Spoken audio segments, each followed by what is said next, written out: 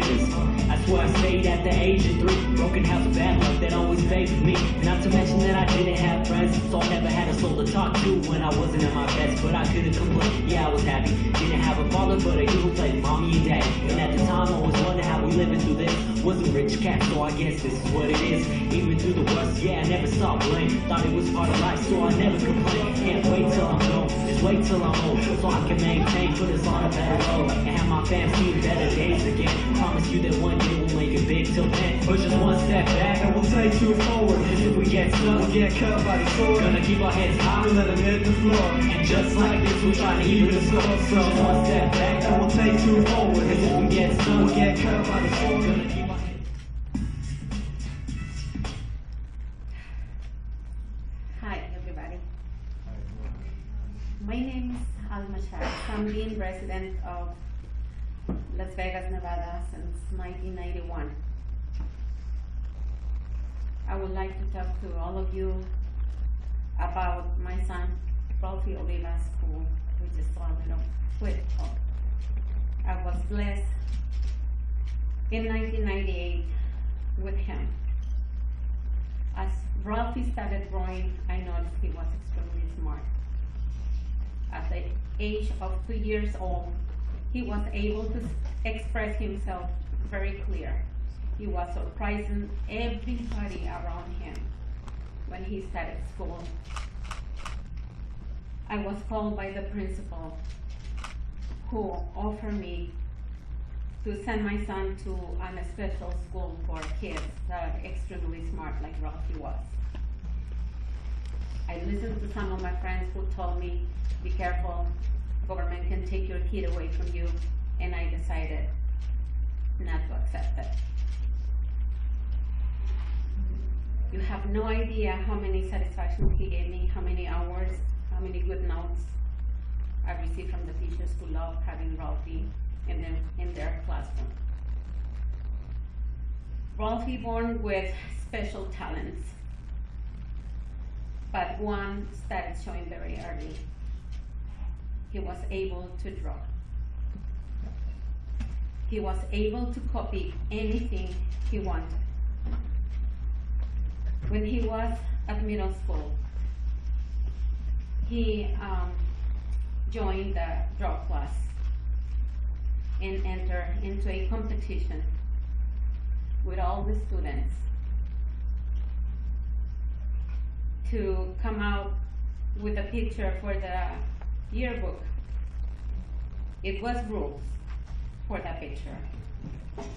In the competition, obviously, was all the kids who have the same ability, including the teacher who was teaching the class. And the rules were, it has to be on leather, has to be the wild animal who was representing the school, and has to be in pencil from them imagination. Ralfy won the prize, and his picture, was placed in the yearbook at a young age. was then when Ralfy discovered he could do anything, draw pictures, people, name it, imagine what he was able to do, to copy. He also wanted to write music. The song that you guys listened in the beginning was made by him, and his voice was in it.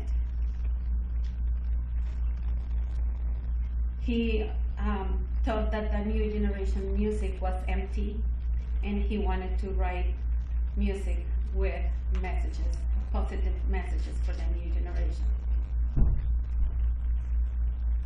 In 2011, Mother's Day, he surprised me with a song that he made for me. He described me as he saw me, single mother, working hard to take care of the kids. I never thought he had the image of me and the way that he described it in his song. And in that song, he thanks me for everything that I did for him. What he didn't know and I didn't know at the time was going to be the last message he was writing for his mother. Ralfy was a very loving kid. He always hugged me, kissed me, doesn't matter where he was, where he were. He could be at school with friends. You know how kids are nowadays. They grow up and they're like, oh, Mom, please, stay away, you embarrass me. He wasn't like that. He was a hugger and a kisser. He never went to sleep, or I never went to sleep without having Ralfy next to me giving me my good night kiss.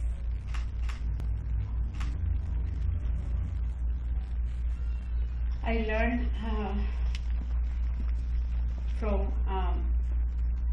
one of his coworkers, a lady who was younger than me, but older than him, that Ralfy advised her in how to deal with her teenagers. She was having a lot of problems with them. And he told her how to guide them based on what I did with him. And he reassured to her, trust me, it works. It worked for me. Another friend texted me this year in his anniversary and told me,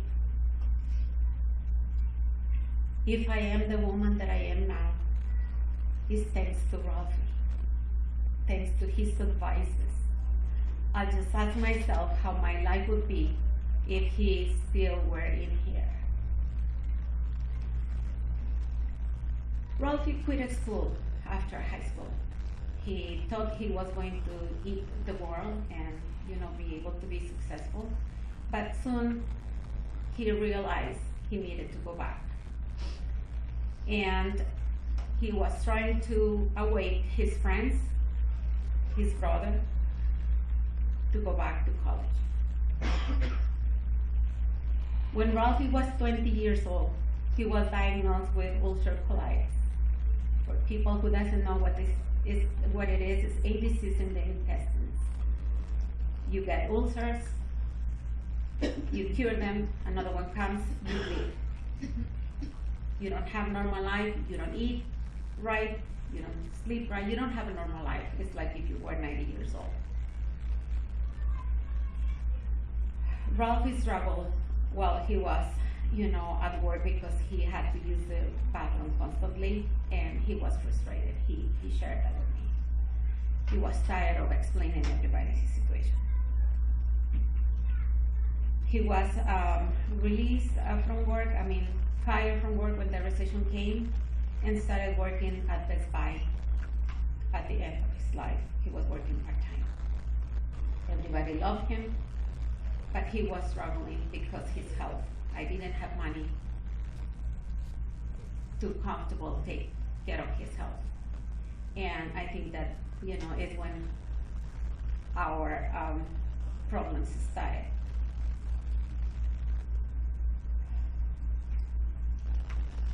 I spoke with one of my coworkers and asked for an advice on what to do because I noticed my son started getting frustrated, losing his temper. She advised me to call the police. And my reaction to that was like, I cannot call the police. My son is not a criminal. He's not doing anything. He's not putting anybody in danger. But she told me, oh, no. You call CIT, Crisis Intervention Team, who's supposed to come and help you with somebody who is going through stress or has mental problems. And they are going to come and de-escalate situations and take him and force him practically to go and see a psychiatric doctor. I was very concerned about my son. And I thought my job as a mother was to seek for help. In July 14, 2011, my son had a nervous breakdown after a discussion with one of his friends who threatened him with leaving the house. Both were sharing the same car. He just had spent all the money that he had the previous week to fix the car. He was very upset, started screaming to the friend, and I went there trying to de-escalate the situation. Ralfy didn't listen to me. He was upset with me because he wanted to get a new car. He wanted to sign for the car, new car. I couldn't. I just lost my house, had my other son in the hospital. My situation was not good either. When I noticed that Ralfy, was not listening to me, I just decided that my son needed help. I got desperate. I didn't know what else to do. And it's when I called 911.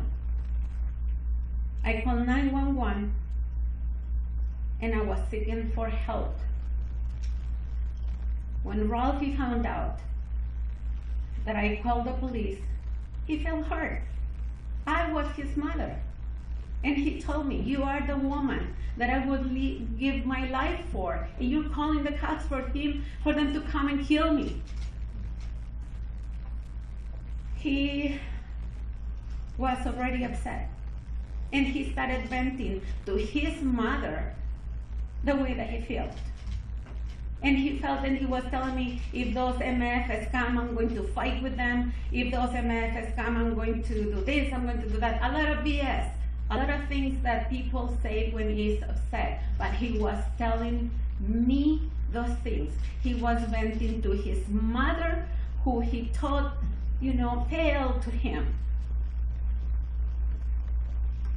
Ralfy then went to the kitchen and took a knife. I went and tried to take the knife away from him. But I was not successful. I was not afraid. He didn't attempt to hurt me. He just sneaked, and I couldn't control him. He went outside. I was speaking with the operator at 911. She knew what was going on. I told her, my son woke up with a knife. I'm afraid he's going to hurt himself. I reassured her, my son is a good boy. He's not going to do anything to anyone. Please help him. Don't hurt him.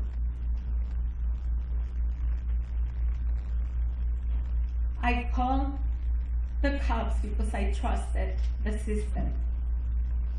You are instructed to call 911 when you need help, right?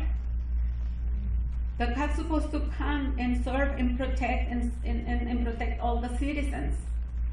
But it wasn't my case.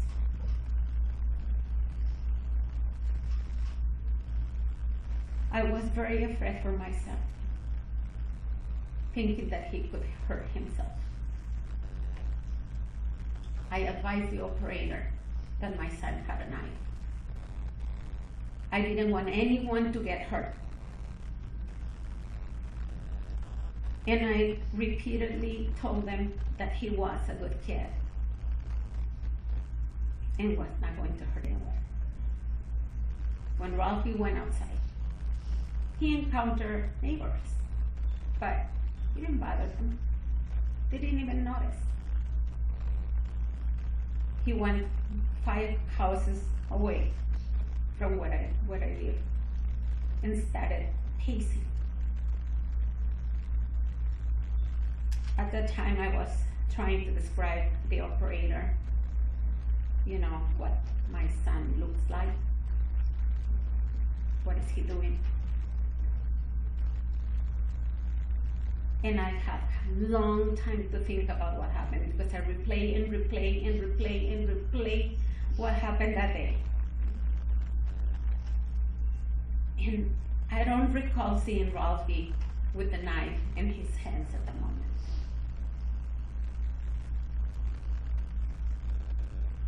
Ralfy went outside in the past when he would get emotional and go for a walk to calm down. This time was not different except that he had a knife, and I thought he was going to hurt himself.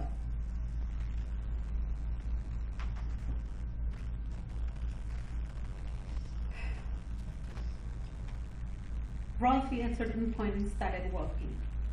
He kept walking on the sidewalk. And it's when I noticed the cops turning towards to where he was walking. I kept my eyes on my son when I heard the first shot.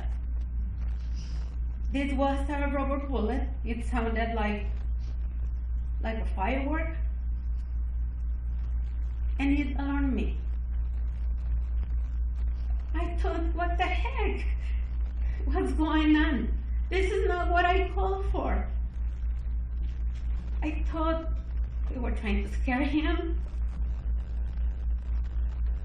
I really didn't know what to make of it. And I just remember that I said that the operator, please don't hurt my son. My son is a good kid. He's not going to do anything. When she responds to me, don't worry. Nobody's going to do anything to your baby. And then you hear, and I hear all the gunshots, fatal gunshots, several gunshots.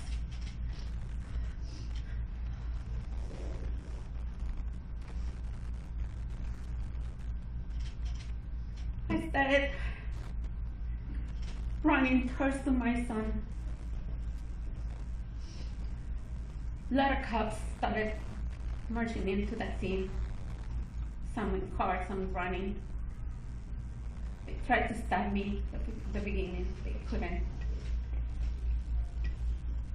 But when I was getting closer to Ralfy, one of the officers who grabbed me, I know the one who grabbed me is one of the shooters.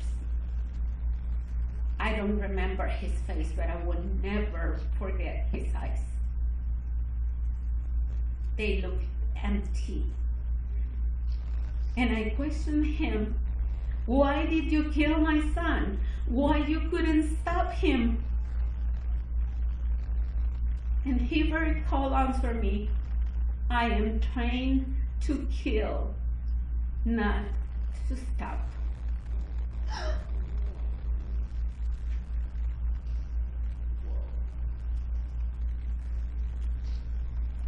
I witnessed how the medical assistant was intentionally delayed while my son was losing all his blood, struggling for air because his blood was coming from his nose and mouth. He was handcuffed to the back. Even if the cops knew his left arm was totally broken and loose.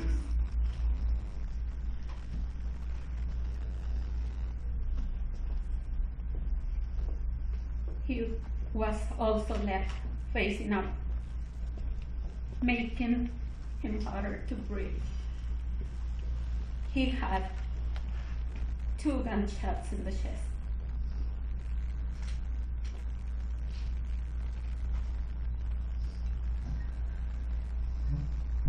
I saw my son trying to move his left leg, trying to move his body a little bit to the side. I was not able to get to him from few feet. I contemplated the possibility of trying to reach my son again, but I was so afraid of not to making it alive. Because when I was running towards my son in the beginning, one of the cops tried to shoot me as well because I didn't obey the command of stopping. He was pushed by other cops that came from behind to the wall and asking me if he was crazy, that he just killed somebody and was going to kill again. I saw my other kids in the back, like half a block away from me. I saw my son. I didn't know what to do. I knew if I am shot, my other kids are going to come as well. And if Ralph is still alive, he's going to need me. I didn't know what to do. And until now, I regret not even trying.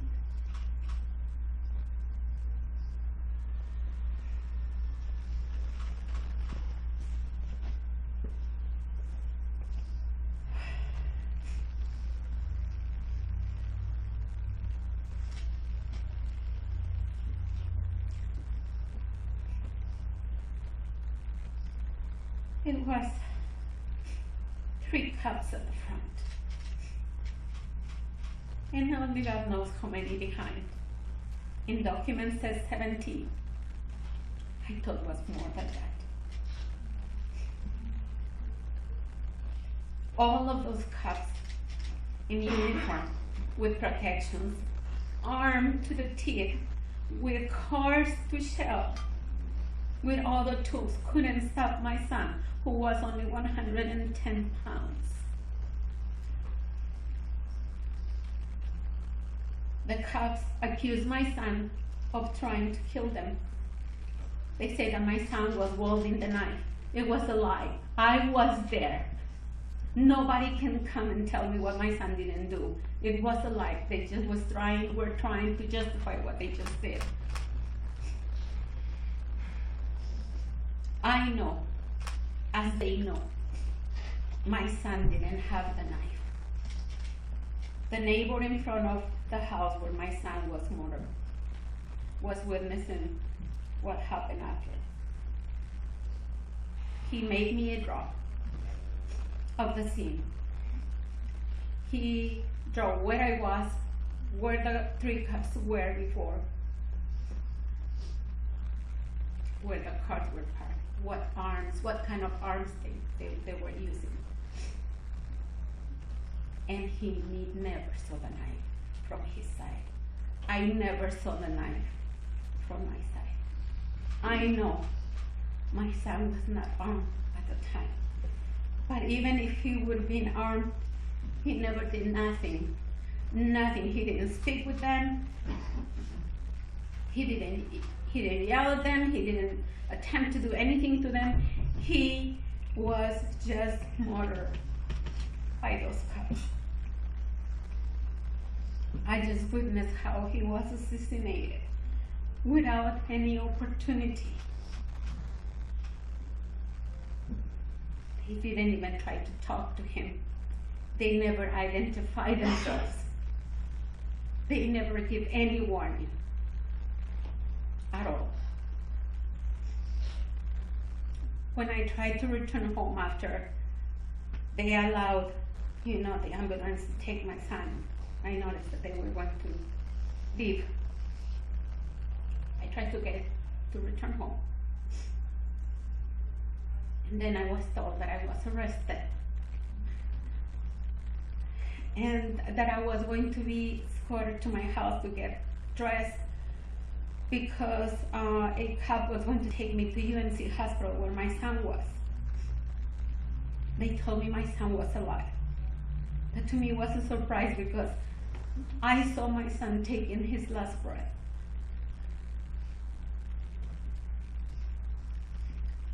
A block before we arrived to UNC, the cop told me that I was free to go, that he was going to just drop me off the UNC.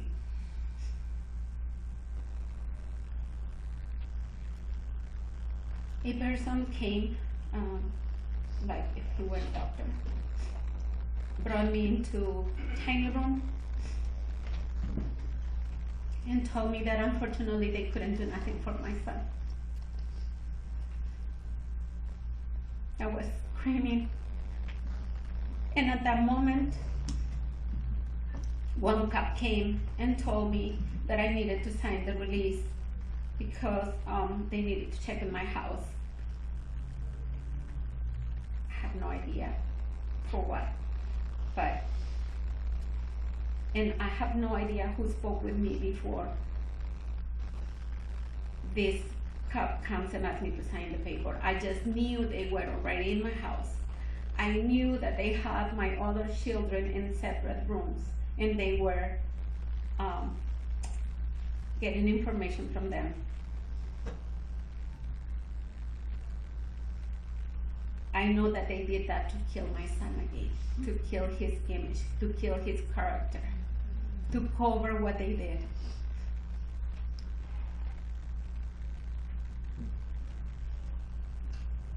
This person who came and told me that my son was dead was not even a doctor.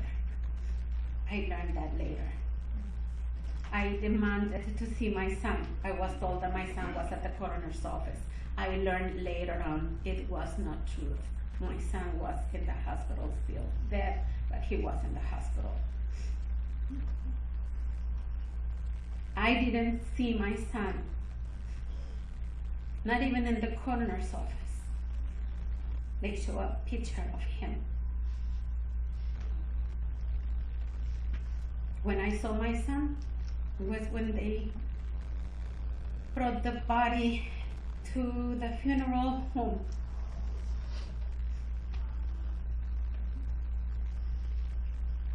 I saw my baby like if he were a big doll, cold, hard, destroyed by the autopsy. I just can't believe that in less than 3 minutes, the cops destroyed my life.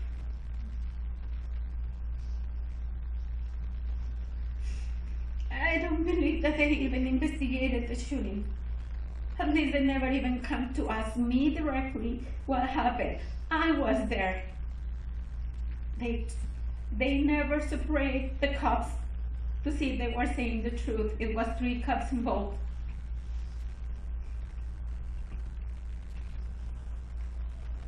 They didn't document none of that. The DA, Steve Wilson, a few months after, decided that the cops did what they supposed to do, and they were immune. He said that he spoke with all the relatives. He never tried to talk to me. I saw him a few months, not a few months, probably a few weeks later, and I asked him, "This is Alma Chavez, how are you?" He didn't know who I was. And he just made the decisions like 2-3 weeks before. I said, "I'm the mother of Rafael Olivas." Rafael Olivas. No idea. Did he work with us somewhere or how? I'm sorry, but I don't remember. And when I told him, "It's the kid gunned down by Metro that you made the decision in his favor." Oh, now I know what you're talking about. Now I know what you're talking about. And he left.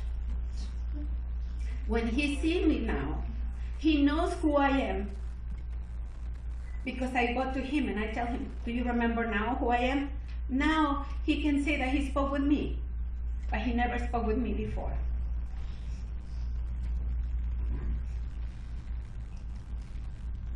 A lot of my rights and Ralfy's rights were violated. I learned that cops know exactly what to do after they kill a person. They go home to home, retrieve videos, speak with any witness, intimidate them. They get together to put a story together.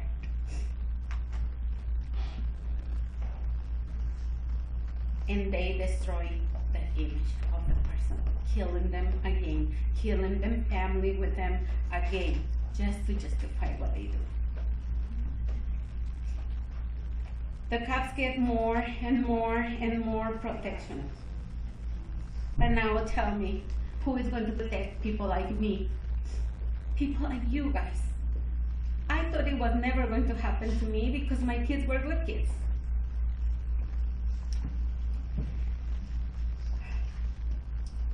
Ralfy didn't do anything to deserve that, and I hear that through the 9th Circuit. I fought all the way to the 9th Circuit. 3 judges, not from Nevada, because everything was denied for me here in Nevada. But in San Francisco, 3 judges reviewed the case. They found out that Ralfy didn't do anything to put anybody in danger. He just didn't have the chance to do anything else because he was killed. But because the law is not clear in how the cops supposed to act when they encounter somebody with mental illness, the case was in favor of the cops. I learned as well, 9 months after Ralfy's death, one of the cops who shot my son was involved in another shooting. He and 4 other cops killed a 49-year-old African-American mother. Her name is Charmel Edwards. She was a special needs teacher and social worker. My heart goes to her family, her kids. I know how they feel. We need to push changes in the police department. They need to be mentally evaluated because there's so many that need help. They need to be tested for drugs when they're involved in shootings. They need less protection. And we need a real investigation in what they do when they kill somebody. We need to know. They need to be accountable for what they do. And I'm here. I will continue fighting for my son, for Ralfy. Because as he said in the song that he played, if I push one step back, I will move 2 forward. Thank you for listening to my story.